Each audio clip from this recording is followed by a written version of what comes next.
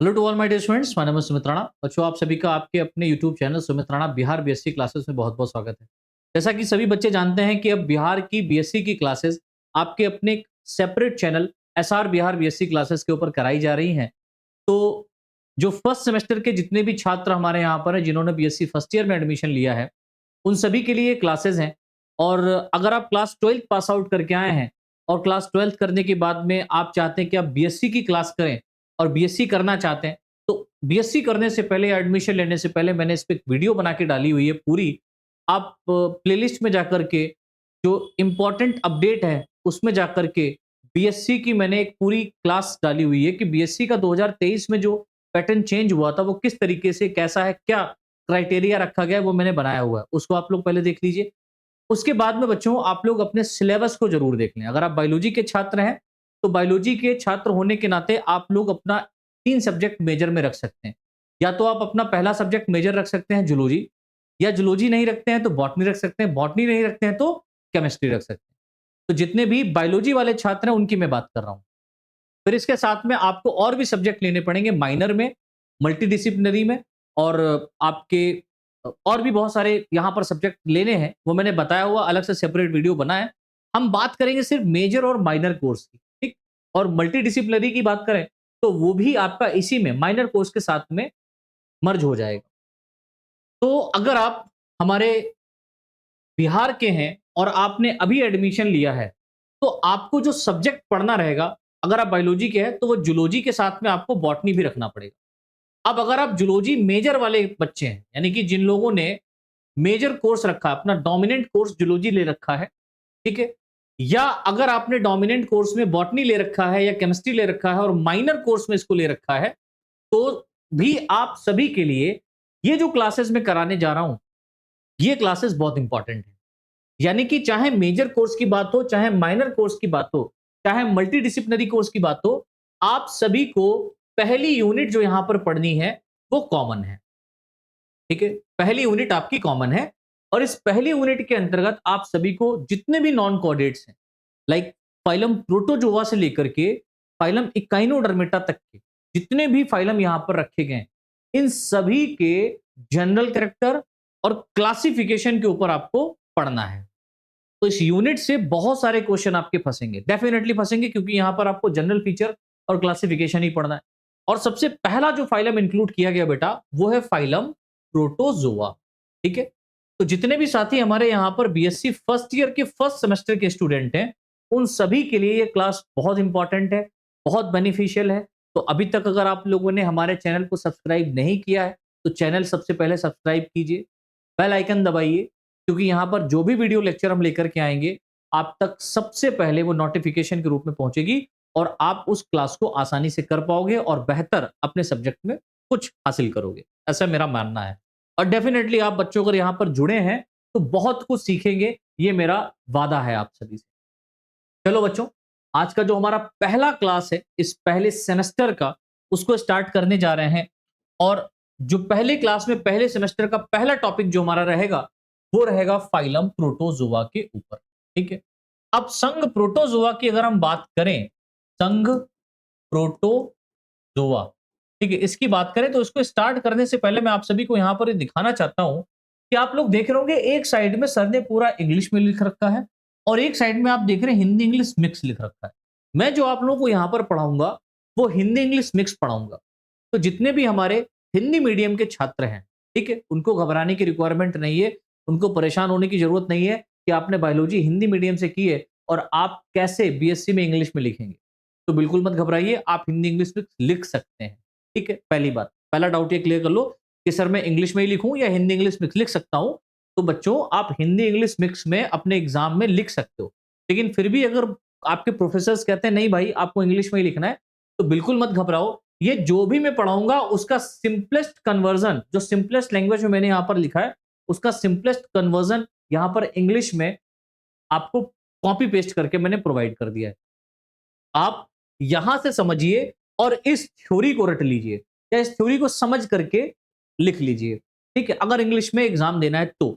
नहीं तो कोई बात नहीं बेटा, आप इस तरीके के एग्जाम्स दे सकते हैं, किसी भी प्रकार का कोई नंबर नहीं कटता है।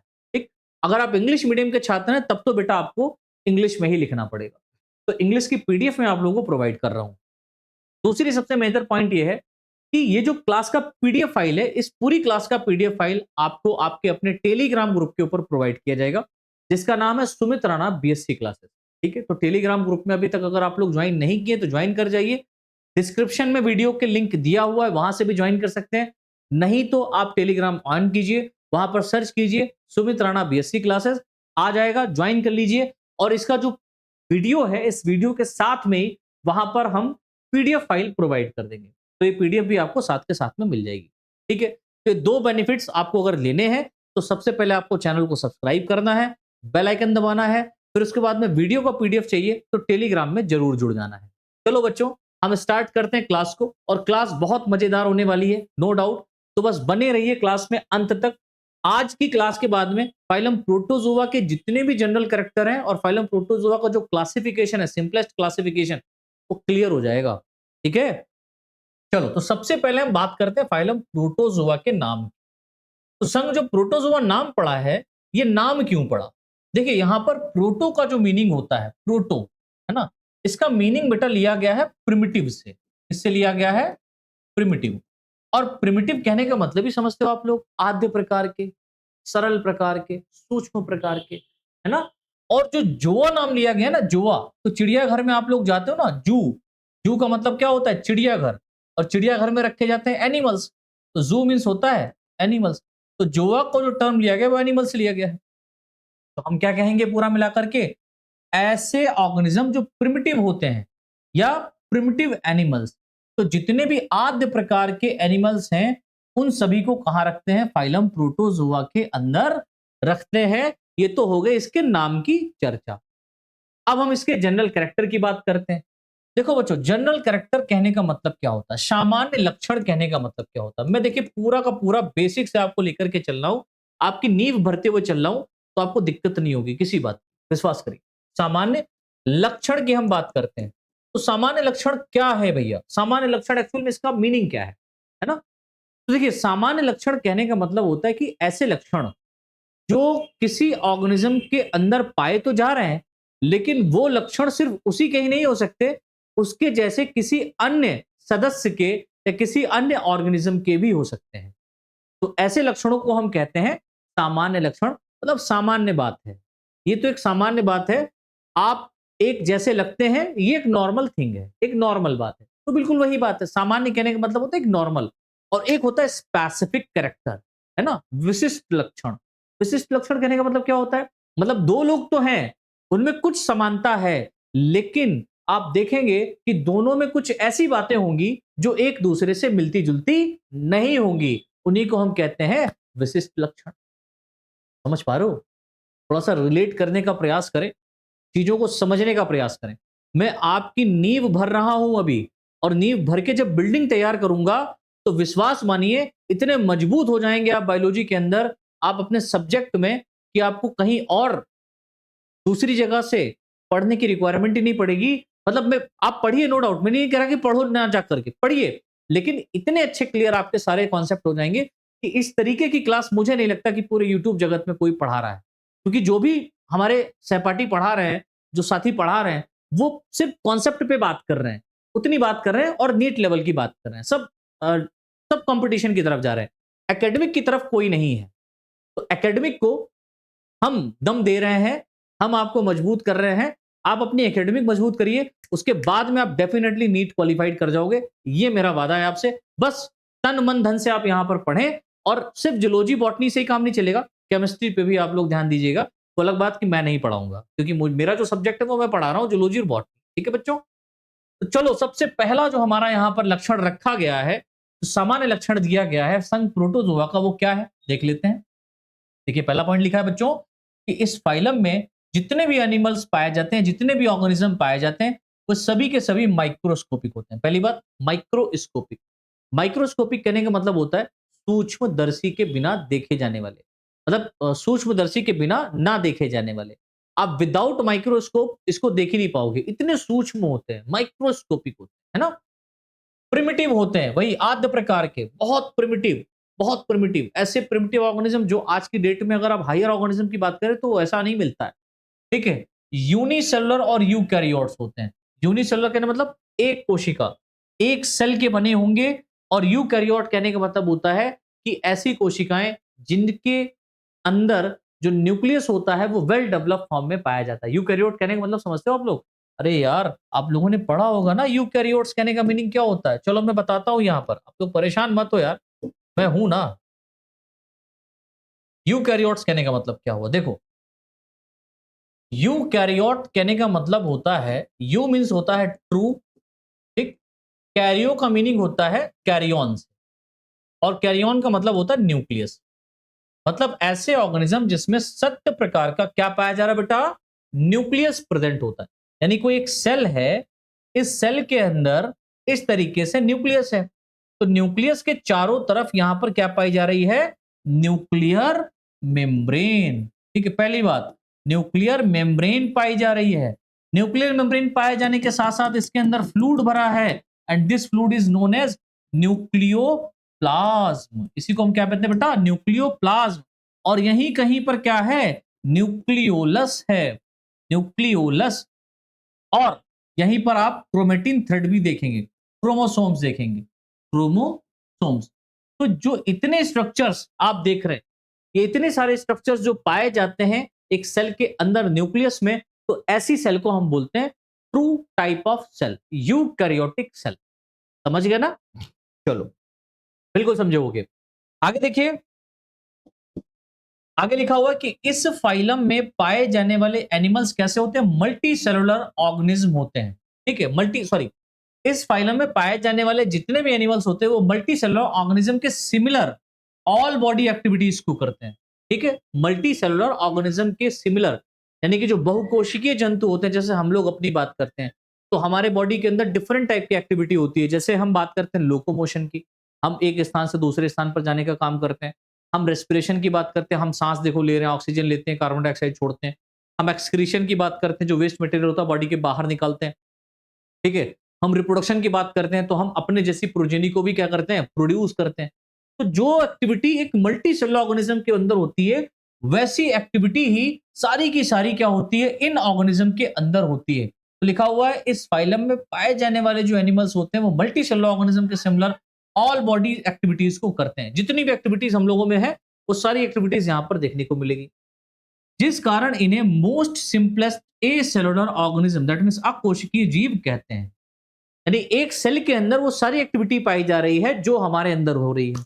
वो अलग बात है कि हमारे बॉडी के अंदर या आपके बॉडी के अंदर या हायर ऑर्गेनिज्म के अंदर जो एक्टिविटी हो रही है, जो एक्टिविटी परफॉर्म की जा रही है, वो एक स्पेसिफिक सिस्टम के थ्रू की जा रही है, लेकिन यहां पर एक सेल के अंदर ही वही एक्टिविटी हो रही, तो प्रिमिटिव टाइप की होगी, नो डाउट।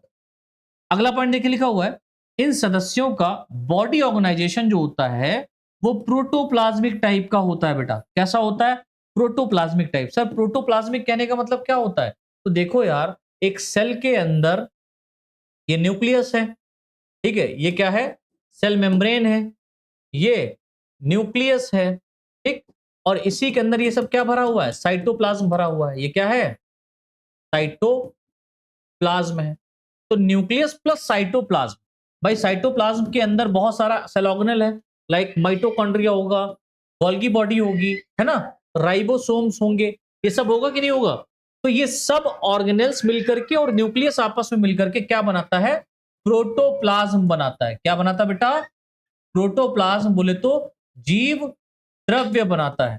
तो इन सभी ऑर्गेनिज्म के अंदर जो भी यहां पर बॉडी ऑर्गेनाइजेशन पाया जा रहा है, देखो पूरा बॉडी ऑर्गेनाइजेशन कैसा है? प्रोटोप्लाज्म के लेवल का है, यानी न्यूक्लियस भी है, साइटोप्लाज्म भी है, तो क्या कह रहा है? जीव द्रव्य कहलाता है। ठीक है, चलो आगे देखिए, लिखा हुआ है कि इस फाइलम में पाए जाने वाले सदस्य मोस्टली सोलिटरी दैट मींस एकल, अकेले होते हैं या अकेले होते हैं, लेकिन कुछ सदस्य निवही कॉलोनियल फॉर्म में, कॉलोनियल जैसे हम बॉल बॉक्स की बात करें, होते हैं। यानी कि जितने भी सदस्य यहां पर पाए जा रहे हैं बेटा, वो अकेले रहना पसंद करते हैं, अधिकतर अकेले रहना पसंद करते हैं। लेकिन कुछ ऐसे सदस्य हैं, एक्सेप्शनल है, बायोलॉजी तो एक्सेप्शन होगा ही, कुछ सदस्य ऐसे हैं जो कॉलोनी बना करके रहते हैं, अपना एक समूह बना करके रहते हैं, जिसका एग्जाम्पल आपको याद रखना है, बॉल बॉक्स। अकेले फाइलम प्रोटोजोआ में बहुत सारा यूग्लिना हो गया, पैरामीशियम हो गया, अमीबा हो गया, है ना? ये सारे कैसे होते हैं? अकेले रहने वाले हैं। एंटमीबा हिस्टोलिटिका हो गया, ये सब अकेले रहने वाले जीव हैं। आगे देखिए नेक्स्ट पॉइंट लिखा हुआ है, ये सदस्य वाटर में फ्री लिविंग लाइक अमीबा की बात करें, यूग्लिना की बात करें और पैरामीशियम की बात करें, तो स्वतंत्र रूप से पाए जाने वाले या स्वतंत्र रूप से तैरते हुए आपको देखने को मिलेंगे। ये सदस्य पानी के अंदर मिलेंगे। पानी में पाए जाने वाले प्रोटोजोन्स कौन से हैं? अमीबा, यूग्लिना, पैरामीशियम, ठीक है। एवं कुछ सदस्य पैरासाइट, पैरासाइट का नाम समझते हो? किसी दूसरे ऑर्गेनिज्म के अंदर रह करके अपने जीवन को व्यतीत करता है और उस ऑर्गेनिज्म को बदले में नुकसान पहुंचाता है, डिजीज कॉज करता है, ऐसे ऑर्गेनिज्म को हम कहते हैं पैरासाइट। कौन कौन है याद कर लेना, एंटमीबा हिस्टोलिटिका, ट्रिपेनोसोमा और ट्राइकोमोनास। तो ये 3-4 ऐसे और भी बहुत सारे, तो 3 से अधिक ऐसे ऑर्गेनिज्म हैं, तो आप 3 को मोस्टली आपको याद रखना है, एंटमीबा, ट्रिपेनोसोमा और ट्राइकोमोनास। ये ऐसे ऑर्गेनिज्म है भाई साहब जो क्या करते हैं, पैरासाइट के रूप में पाए जाते हैं और जिन ऑर्गेनिज्म के अंदर ये पाए जाते हैं उनको बहुत ज्यादा नुकसान पहुंचाते हैं भारी मात्रा में, ठीक है। अगला पॉइंट देखिए लिखा हुआ है कि इन सदस्यों की जो बॉडी है या तो सिमेट्री एब्सेंट होती है, मतलब एसिमेट्रिकल होती है, या सिमेट्री प्रेजेंट होती है, और अगर प्रेजेंट होगी तो कैसी होगी? बाइलेटरल होगी और रेडियल होगी। Oh my God sir, symmetry क्या है ना? देखो हमारी जो क्लासेस हैं ये डेफिनेटली आपको लंबी मिलेंगी। क्यों? क्योंकि यहां पर हम एक एक पॉइंट पे बात करना पसंद करते हैं, क्योंकि पॉइंट टू पॉइंट बात करना नहीं, एक एक पॉइंट पर, और उस पॉइंट में भी जो बात निकल के आ रही है उस पे बात करना पसंद कर रहे हैं। क्यों? क्योंकि भाई हम नहीं चाहते कि आपका कोई भी कॉन्सेप्ट छूटे। आप पढ़ के आए हैं, नो डाउट आपने बहुत अच्छे से पढ़ा है, लेकिन फिर भी एक रिवीजन क्लास के फॉर्म में हम इसको समझते हैं। देखो पहले तो हम बात करते हैं सिमेट्री की। भाई सिमेट्री क्या होती है? अगर हम सिमेट्री की बात करें तो आप एक्सप्लेनेशन दे सकते हो कि सर, गुरुजी, ऐसे ऑर्गेनिज्म, सिमेट्री क्या है? तो आप कह सकते हैं सममिति, ऐसे ऑर्गेनिज्म जिन्हें किसी एक्सिस पर काटने से यह दो या दो से अधिक दो या दो से अधिक भागों में विभाजित, दो या दो से अधिक भागों में विभाजित बोले तो डिवाइड हो जाता है, ठीक है। एवं हर एक भाग एक दूसरे से मिलता जुलता है, तो इसे क्या कहेंगे बेटा? सिमेट्री कहेंगे, ठीक है। इसे सिमेट्री कहते हैं। बहुत देखिए एकदम रटना कुछ नहीं है, एकदम स्पेसिफिक बात हमने कही है, आप अपनी भाषा में इसको बता सकते हैं। सिमेट्री क्या है? विभाजन ही होता है। अब सिमेट्री की अगर हम प्रोटोजोन्स की बात करें, किसकी बात करें? प्रोटोजोन्स की, तो दो प्रकार की यहां पर सिमेट्री, मतलब 2-3 प्रकार की यहां पर पाई। या तो यहां पर एसिमेट्री है, एसिमेट्री मतलब समझ ही गए होंगे, ऐसी सिमेट्री जो पाई नहीं जा रही। A for absent, symmetry for सममिति, यानी कि यहां पर अगर आप किसी भी ऑर्गेनिज्म को काट रहे हो तो उसमें किसी भी प्रकार का समानता नहीं देखने को मिल रहा है। मतलब आपने ऑर्गेनिज्म को काटा किसी भी प्लेन से, तो कोई भी पार्ट इसका मिलता जुलता नहीं है, तो ऐसी सिमेट्री को हम बोलते हैं एसिमेट्रिकल, किसी भी प्रकार की सिमेट्री ना पाई जाना। अगर हम बात करते हैं रेडियल सिमेट्री की, भाई रेडियल सिमेट्री पाई जा रही प्रोटोजोन्स में, है ना? रेडियल सिमेट्री, तो रेडियल सिमेट्री क्या होती है? देखो रेडियल सिमेट्री कहने का मतलब होता है बच्चा, ऐसी सिमेट्री जब किसी ऑर्गेनिज्म को कई भागों से काटा जाए, ठीक है, और और हर एक भाग एक दूसरे से आइडेंटिकल हो, एक दूसरे के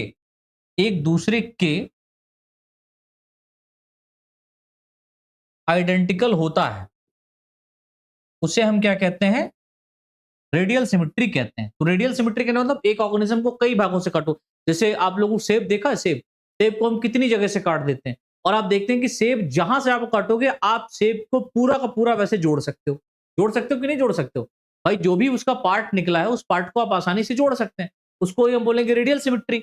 अगर हम बात करें यहां पर किसकी, बाई रेडियल सिमेट्री की या बाईलेटरल सिमेट्री की, भाई एक सिमेट्री और है यहां पर हमारी, कौन सी है, बाईलेटरल सिमेट्री। चलो मैंने बताया बाई लेटरल सिमेट्री। तो बाईलेटरल सिमेट्री क्या होता है, याद रखना आज के बाद, बिल्कुल भूलना मत, क्या होती है, अगर किसी यदि किसी ऑर्गेनिज्म को, ठीक है, यदि किसी ऑर्गेनिज्म को एक एक्सिस से काटा जाए और उसके दोनों भाग एक दूसरे के, इसके बेटा एक दूसरे के मिरर इमेजेस को, एक दूसरे के दर्पण छवि को, मिरर इमेजेस को प्रदर्शित करते हो, मिरर इमेजेस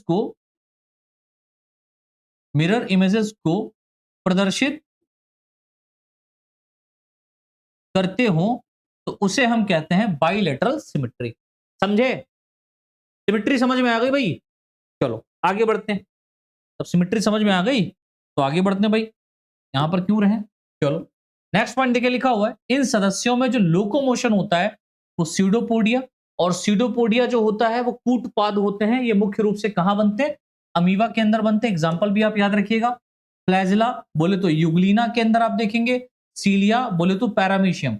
और कुछ जंतुओं में लोकोमोशन क्या होता है, एब्सेंट होता है। जैसे हम क्लास स्पोरोजुआ की बात करें तो इनमें क्या होता है, लोकोमोशन एब्सेंट होता है, ठीक है। तो यहां पर आप अगर बात करें लोकोमोशन की, तो देखो हम यहां पर आप लोगों को समझाने का प्रयास कर रहे हैं। ये देखो डायग्राम यहां पर मैंने ऑलरेडी ले रखे हैं नेट से। तो ये देखो अमीबा है, ये क्या है बेटा, अमीबा, ठीक है, ये है अमीबा। और अमीबा में क्या बनता है, कूटपाद, स्यूडोपोडिया बनते हैं। ये जो स्ट्रक्चर उभारनुमा संरचना है ना, इसी को हम बोलते हैं स्यूडोपोडिया। और इस स्यूडोपोडिया के बनने के कारण ये अमीबा एक स्थान से दूसरे स्थान पर पहुंचेगा, और ऐसे ऐसे लोकोमोशन को हम अमीबियोसिस कहते हैं, अमीबॉइड लोकोमोशन कहते हैं। और ये किसके कारण होता है, स्यूडोपोडिया के कारण होता है।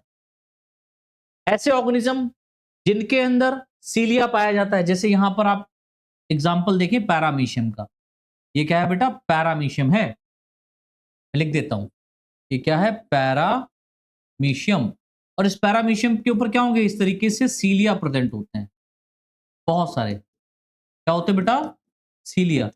और सीलिया के प्रेजेंट होने के कारण जब ये लोकोमोट करता है, एक स्थान से दूसरे स्थान पर जाता है, तो इसको हम लोग बोलते हैं सीलियरी मूवमेंट या सीलिएट्स कहते हैं। एक कुछ ऐसे ऑर्गेनिज्म है जिनमें लोकोमोशन होता ही नहीं है, वो एक स्थान पर खाली पड़े रहते हैं चूतियों की तरीके से। सॉरी अगर आपको ये लैंग्वेज खराब लग रही हो, लेकिन एक समझाने की बात कर रहा हूं। ऐसे ही पड़े हैं जिनका कोई मतलब ही नहीं। चूतिया कहने का मतलब वही हो ना, जिसको कुछ नहीं आता, पड़ा है एक किनारे एकदम आराम से, ना कोई लेना देना नहीं है ना। तो ऐसे ऑर्गेनिज्म को क्या बोलेंगे, स्पोरोजुआ बोलेंगे, ठीक है। और इनमें किसी भी प्रकार का लोकोमोशन नहीं होता, दैट मीन्स ये नॉन मोटाइल होते हैं, ठीक। आगे देखते हैं, आगे हम लोग बात करते हैं युगलीना की। किसकी बात करें बेटा, युगलीना की।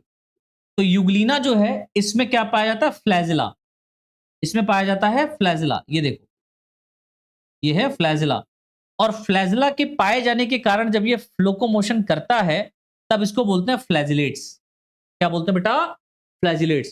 तो लोकोमोशन देखो दिख गया, सीडोपोडिया के द्वारा हो रहा है, सीडोपोडिया के द्वारा हो रहा है, सीलिया के द्वारा होता है, non motile that means locomotion किसी किसी में होता ही नहीं है, और फ्लैजिला के द्वारा हो रहा है। समझे यहां तक। तो इस तरीके से लोकोमोशन भी देखने को हमने देख लिया। अब देखिए अगला पॉइंट लिखा हुआ है कि इन सभी सदस्यों में जो न्यूट्रिशन की क्रिया होती है वो होलोजोइक, होलोजोइक मतलब किसी एक ऑर्गेनिज्म के ऊपर होल्ड रह करके, होल्ड है, होलोजोइक, होलो मतलब होल्ड रहना। लाइक अमीबा की बात करें, होलोफिटिक मतलब युगलीना, जैसे युगलीना होता है। पैरासिटिक लाइक एंट अमीबा की तरह फॉर्म में होता है। सर ये कुछ समझ नहीं आया, होलोजोइक मतलब जंतु के जैसा न्यूट्रिशन करना, जंतुओं के जैसा न्यूट्रिशन करना कौन करता है, अमीबा। होलोफिटिक पौधों के जैसा न्यूट्रिशन प्राप्त करना कौन होता है, युगलीना। पौधे क्या करते हैं? प्रकाश संश्लेषण की क्रिया द्वारा न्यूट्रिशन करते हैं कि नहीं करते हैं? भाई होलोफिटिक हो गया, होल्ड है। पैरासिटिक बोले तो किसी दूसरे ऑर्गेनिज्म से अपने भोजन को प्राप्त करना और बदले में उसको नुकसान देना, तो पैरासिटिक। कौन है? एंटमीबा। तीनों एग्जाम्पल और तीनों फॉर्म देख लिए। तीनों प्रकार का न्यूट्रिशन यहां पर आपको देखने को मिल रहा है और हमने तीनों एग्जाम्पल आपको यहां पर दे दिए। ठीक, और भी बहुत सारे हैं। आगे देखिए लिखा हुआ है इन एनिमल्स में डाइजेशन की जो क्रिया होती है वो इंट्रासेलुलर एंड फूड वैक्यूल के फॉर्म में होता है। ठीक है, तो डाइजेशन की जो क्रिया हो रही है वो इंट्रासेलुलर, मतलब जो डाइजेस्ट किया जा रहा है फूड, जो फूड तोड़ा जा रहा है उस सेल के अंदर तोड़ा जा रहा है, इसीलिए इसको क्या बोलते हैं? Intracellular digestion. क्या कहते हैं हम लोग? Intracellular digestion. ठीक है, चलो आगे देखते हैं। देखिए अगला पॉइंट लिखा हुआ है कि इनमें जो रेस्पिरेशन है वो सामान्यतः बॉडी के डिफ्यूजन के द्वारा होता है। सामान्यतः किससे होता है? बॉडी से डिफ्यूजन के द्वारा होता है, विसरण के द्वारा होता है। नेक्स्ट, इनमें एक्सक्रीशन सामान्यतः बॉडी सरफेस से होता है। एक्सक्रीशन कैसे होता है? बॉडी सरफेस से होता है, लेकिन इन सदस्यों में ऑस्मो रेगुलेशन बोले तो परासरण नियमन के लिए कॉन्ट्रेक्टाइल वैक्यूल्स होती है। जैसे पैरामीशियम की आप बात करें तो उसमें कॉन्ट्रेक्टाइल वैक्यूल पाई जाती है। ठीक, उसमें क्या होता है? कॉन्ट्रेक्टाइल वैक्यूल प्रेजेंट होती है। अगला पॉइंट देखिए लिखा हुआ है कि इन फाइलम में पाए जाने वाले अधिकतर सदस्य की जो बॉडी होती है वो कैसी होती है बेटा? नेकेड होती है, लेकिन कुछ ऑर्गेनिज्म में एक्सोस्केलेटन के रूप में, भाई कुछ ऐसे ऑर्गेनिज्म है जिनमें एक्सोस्केलेटन के रूप में पेलिकल पाई जाती है, टेस्टा पाया जाता है और शेल भी पाई जाती है। ठीक, सेल भी पाई जाती है। अगला पॉइंट, इन सदस्यों में asexual reproduction binary fission and multiple fission के द्वारा होता है। भाई बाइनरी फिशन कहने का मतलब समझते हो? बाइनरी फिशन कहने का मतलब होता है बेटा, बाइनरी फिशन, अगर आप बाइनरी फिशन की बात करें, ठीक है, तो बाइनरी फिशन में क्या होगा? बाइनरी मतलब होता है दो, यानी कि एक ऑर्गेनिज्म इस तरीके से डिवाइड करके दो अपने आइडेंटिकल, ठीक है, इंडिविजुअल्स को बना देगा। ठीक है, तो अपने आइडेंटिकल प्रोजेनी को बना देगा। और मल्टीपल फिशन कहने का मतलब क्या होता है? मल्टीपल फिशन, फिशन मतलब होता है डिवीजन, मतलब एक सेल के अंदर कई बार डिवीजन हो जाएगा, इस तरीके से कई बार डिवीजन हो जाएगा और प्रत्येक डिवीजन क्या करेगा? एक एडल्ट में चेंज हो जाएगा और बाद में ये रिलीज हो जाएंगे। तो ऐसे डेवलपमेंट को या ऐसे रिप्रोडक्शन को हम बोलते हैं मल्टीपल फिशन। तो वही हमने यहां पर देखा कि इन सदस्यों में जो होता है एसेक्सुअल रिप्रोडक्शन या तो बाइनरी फिशन द्वारा होता है तो मल्टीपल फिशन द्वारा होता है। तथा अगर हम सेक्सुअल रिप्रोडक्शन की बात करें, ठीक है, सेक्सुअल रिप्रोडक्शन की बात करें तो सामान्य रूप से कॉन्जुगेशन के द्वारा होता है। और कॉन्जुगेशन मुख्यतः कहां पाया जाता है? सर ये भी बता दीजिए। तो सेक्सुअल रिप्रोडक्शन की अगर आप बात करो, सेक्सुअल रिप्रोडक्शन की बात करो तो मुख्य रूप से पैरामीशियम के अंदर आपको देखने को मिलेगा। पूरा पढ़ाऊंगा इसका, पैरामीशियम है आपको पढ़ना है। ठीक है, तो पैरामीशियम में जो कॉन्जुगेशन प्रोसेस होता है, कॉन्जुगेशन जो प्रोसेस होता है, इसमें दो पैरामीशियम जो होते हैं आपस में आकर के इनकी जो लेयर होती है, इनकी जो मेम्ब्रेन होती है आपस में जुड़ जाती है और बीच में एक ट्यूब बन जाती है लाइक दिस। ठीक है, इस तरीके से ट्यूब बन जाती है, इसको हम लोग बोलते हैं कॉन्जुगेशन ट्यूब, कॉन्जुगेशन नलिका। और इस कॉन्जुगेशन ट्यूब से जो गैमीट इनके अंदर बनते हैं वो गैमीट क्या होता है? ट्रांसमिट होते हैं। इसका वाला, ठीक है, इसका वाला इधर जाएगा और इसका वाला इधर जाएगा, गैमीट माइक्रो मैक्रो न्यूक्लियस बनते हैं, वो बात की बात है। ठीक है, तो कॉन्जुगेशन द्वारा होता है। नेक्स्ट पॉइंट देखिए लिखा हुआ है इस फाइलम में पाए जाने वाले सदस्यों में रीजनरेशन की पावर अधिक रूप से पाई जाती। ठीक है बच्चों, तो क्लास को इतना ही रखते हैं, बहुत ज्यादा लंबा नहीं खींचेंगे, नहीं तो बोरिंग महसूस करोगे आप लोग। और इसके क्लासिफिकेशन को हम लोग नेक्स्ट क्लास में डिस्कस करेंगे। ठीक, तो आज की क्लास में हमने यहां पर फाइलम प्रोटोजोआ के, ठीक है, फाइलम प्रोटोजोआ के बेटा जनरल फीचर्स के बारे में, जो फाइलम प्रोटोजोआ के हमारे जनरल फीचर्स है इनके बारे में पढ़ लिया। और हमने कुछ एग्जांपल्स भी लिए हैं, उनको हमने आपको यहाँ पर विद डायग्राम और थोड़ा सा स्पेसिफिक फॉर्म में, लाइक जैसे डिजिटल बोर्ड है तो उस डिजिटल बोर्ड का उपयोग करते हुए हमने आपको समझाने का प्रयास किया। अगर वीडियो बच्चों पसंद आए तो आप लोग इसको ज़्यादा से ज़्यादा शेयर कीजिए, लाइक कीजिए, कमेंट कीजिए और नेक्स्ट वीडियो के लिए वेट कीजिए। हम बहुत जल्दी आप लोगों के लिए बहुत सारी क्लासेस लेकर के आने वाले हैं। और बहुत सारा वीडियो हम यहाँ पर अपलोड करेंगे आपके फर्स्ट सेमेस्टर जूलॉजी और बॉटनी दोनों से रिलेटेड। आज के लिए इतना ही। बहुत-बहुत धन्यवाद।